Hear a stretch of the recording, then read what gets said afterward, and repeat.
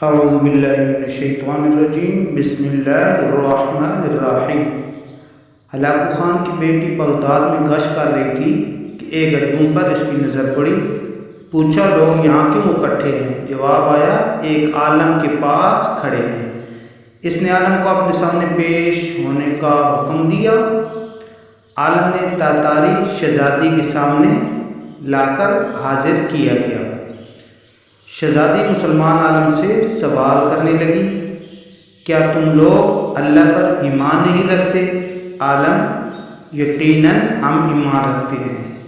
شہزادی: کیا تمہارا ایمان نہیں کہ اللہ جسے چاہے غالب کرتا ہے؟ عالم: یقیناً ہمارا اس پر بھی ایمان ہے۔ شہزادی: تو کیا اللہ نے آج ہمیں تم لوگوں پر غالب نہیں کر دیا؟ عالم: یقیناً کر دیا ہے۔ شہزادی: تو کیا یہ اس بات کی دلیل نہیں کہ خدا ہمیں تم سے زیادہ چاہتا ہے؟ عالم نے جب یہ بات سنی تو کہنے لگا کہ نہیں۔ شہزادی: وہ کیسے؟ عالم: تم نے کبھی چرواہے کو دیکھا ہے؟ شہزادی: ہاں دیکھا ہے۔ عالم: کیا اس نے اپنے ریوڑ کے پیچھے کچھ کتے رکھے ہوتے ہیں؟ شہزادی: ہاں رکھے ہوتے ہیں۔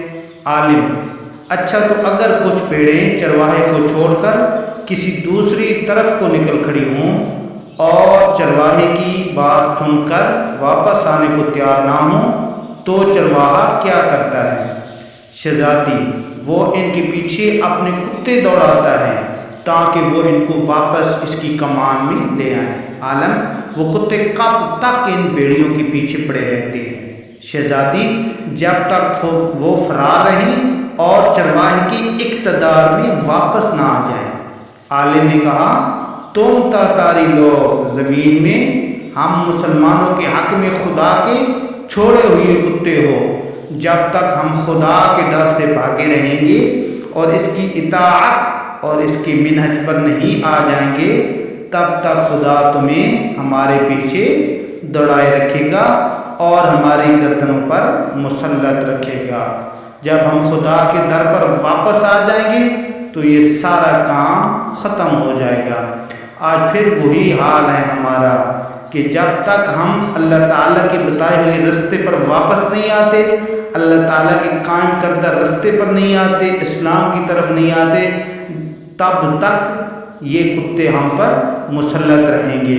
اور جب ہم واپس اللہ کے رستے میں آ جائیں گے، اللہ کی اطاعت میں آ جائیں گے، اللہ تعالیٰ ہمیں بھی آزادی عطا فرما دے گا۔ اس لیے اسلام کا راستہ بہت ہی پاکیزہ راستہ ہے۔ ہمیں چاہیے کہ ہم بھی اللہ تعالیٰ کی اطاعت کریں اور پیارے آقا صلی اللہ علیہ وآلہ وسلم کے بتائے ہوئے رستوں پر چلیں۔ اللہ تعالیٰ ہم سب پر رحم فرمائے، کرم فرمائے۔ آمین ثم آمین برحمتک یا ارحم الراحمین۔